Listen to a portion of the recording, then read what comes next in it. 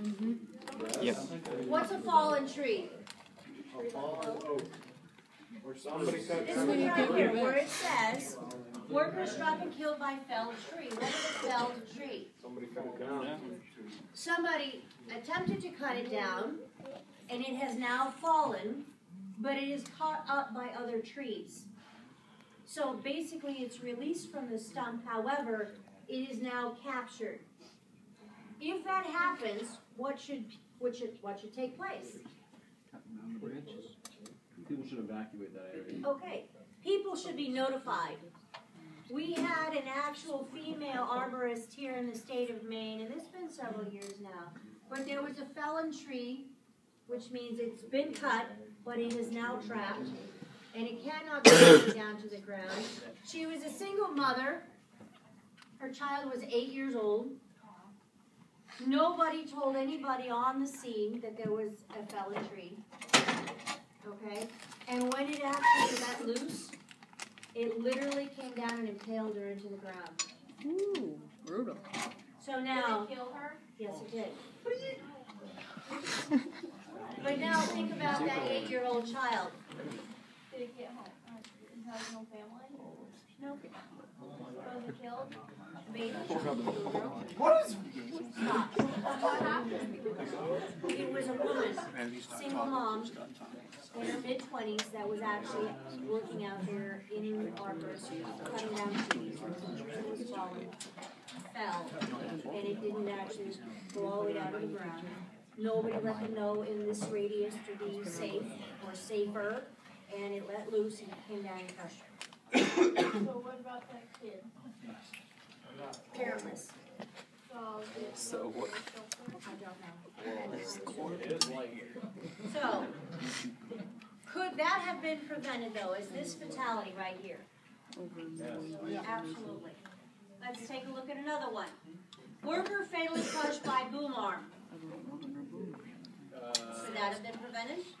I would not know. what's a boom arm again? It's the back of Like a backhoe? One of those that dig giant holes in the ground.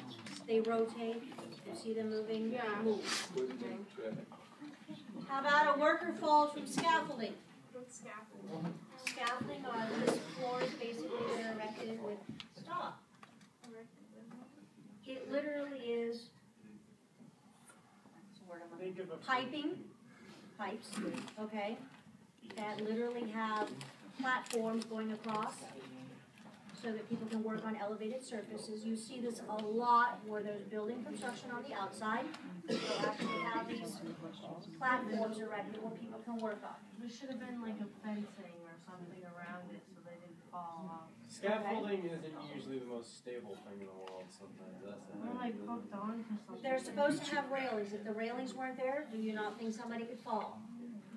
Do you have to wear fall protection while you're actually building the scaffolding? You should. Actually, you don't. Oh. I would, and that's the other.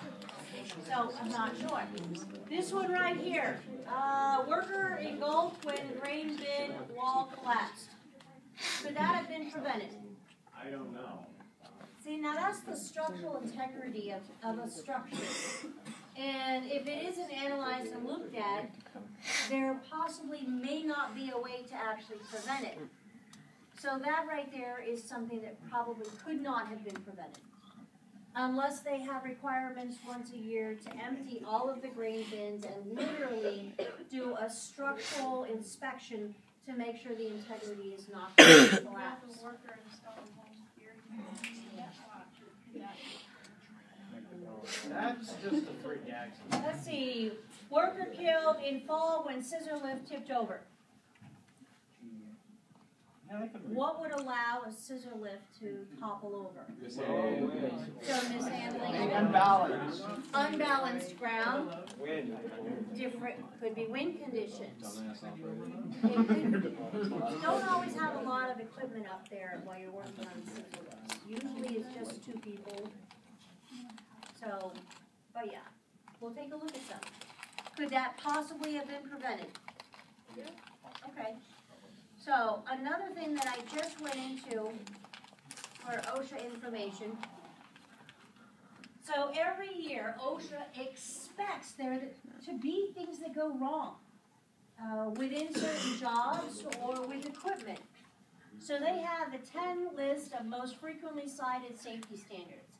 And see, if every company out there, whether it's construction, dealing with agricultural, dealing with shipyard, dealing with general industry, if they all know that there are 10 top citations, then don't you think they should look at their own programs in regards to the top violations?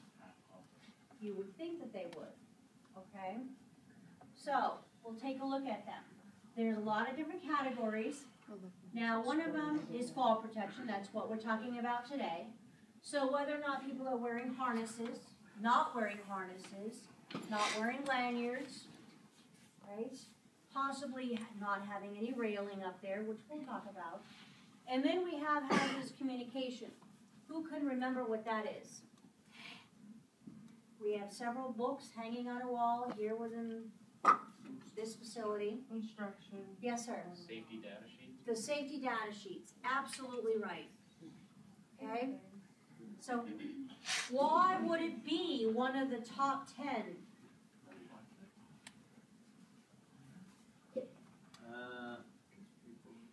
Loud machines. People don't read them, don't look within the books, don't analyze them. Remember, in order to do a PPE hazard assessment, you have to go into the safety data sheets to get that information out. So people aren't looking at them, and of course they're not. Scaffolding, another situation where we've seen a lot of falls. Respiratory protection, how many of you have worn respirators? Half mask, full mask, what is it? Half face, full face, canister, cartridges, filters, All the above. all the above. Okay, lockout, tag out, what is it? Yes, ma'am. You have, when you work on any equipment, you have to lock it out and tag it out so people know not to use it so they don't get hurt. Absolutely. Spot on. Then we have electrical. We talked about that last class. Ladders and machine guards. Right? So let's take a look at how many we actually see. So for logging, OSHA found 6,721 violations last year. And this is literally from the West Coast to the East Coast. I'm not surprised. Hazardous communication, 5,192. Not knowing about the SDSs, not having SDSs, people not going through the new training for the safety data sheets. Scaffolding, 4,295. Respiratory, 3,305. Lockout, tagout. If you don't do lockout, tagout, and people are in machinery equipment, of course that leads to almost immediate death, doesn't it? Or at least somebody being seriously harmed. Powered industrial trucks. You guys have one of these downstairs, don't you? What is it? It's a fork truck. Right? It's in the bay downstairs. How many people use that fork truck? Just the instructors. Good answer. That's what I was waiting for. So we have ladders and electricals, 2,400. Machine guarders, 2,295.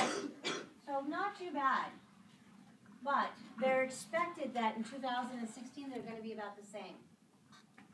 Why? With all the efforts of training and new equipment and trying to get people to understand the reason for these safety policies and procedures, why would they project the same amount for 2016? Because the population's only growing, so there's more people that are breaking the rules. Okay? Good answer. I was gonna say no one's perfect. Good morning. This is true.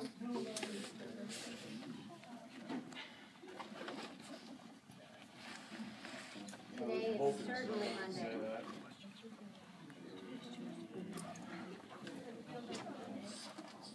It's definitely a Monday. Oh my god. I know it's too. But it's still definitely Monday. Okay. Did I show you guys this? Yeah. Alright, I didn't show you the morning class. I showed it to you guys right. I think I need a review. No. No. No. Can we have a review anyway? No. God, no. Seen this, He's hurt. Did we do the walking working surfaces? No. No, we didn't. No. Because last class was electrical. And what else? What other training did we do last class? PPE. Fire. Right? Rhode Island Club? That wasn't a lie. I know, I was anticipating a fire drill. And the weird part is about these fire drills is that why is that? Are they teachers?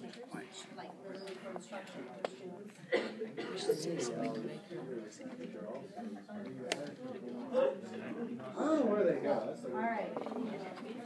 So, walking working surfaces, all kinds of walks of life.